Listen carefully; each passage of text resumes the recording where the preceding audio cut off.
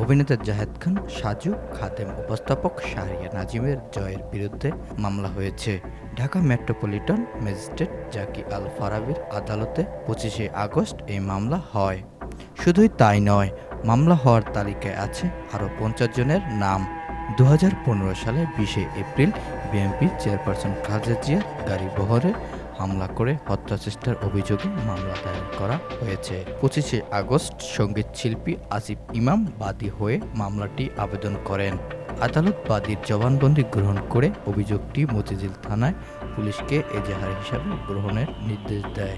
মামলার উল্লেখযোগ্য আসামি হলেন শেখ সেলিম, শেখ হেলাল, কর্নেল ফারুক, ফজলে নূর তাপস, মুফাজ্জল চৌধুরী মায়া, রাশেদ খান মেনু, হাসানুল হক ইনু, সাবেক হোসেন চৌধুরী, মুজিবুর রহমান নেকসেদ চৌধুরী, সায়েদ খোকন, বাফুয়ের সভাপতি কাজী সালাউদ্দিন, সাংবাদিক শাবান মাহমুদ।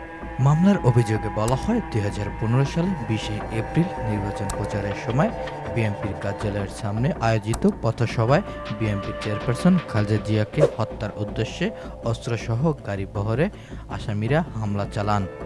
এ সময় খালেদা জিয়ার গাড়িবহরে 12টি ও 14টি গাড়ি ভাঙচুর করে, 4টি মোটরসাইকেলও আগুন দেয় এবং নেতাকর্মীদের মারধর করেন। এ সময় খালেদা জিয়ার নিরাপত্তাকারীরা আহত হন। এতে বলা হয়, খালেদা জিয়াকে উল্লেখ করে ইট পাথর নিক্ষেপ করলে সাধারণ পথচারীরা আহত হন। সাদাত হোসেন, বার্নাভি নিউজ। প্রতিনিয়ত আপডেট খবরাখবর পেতে বার্নাভি নিউজের সাথেই থাকুন।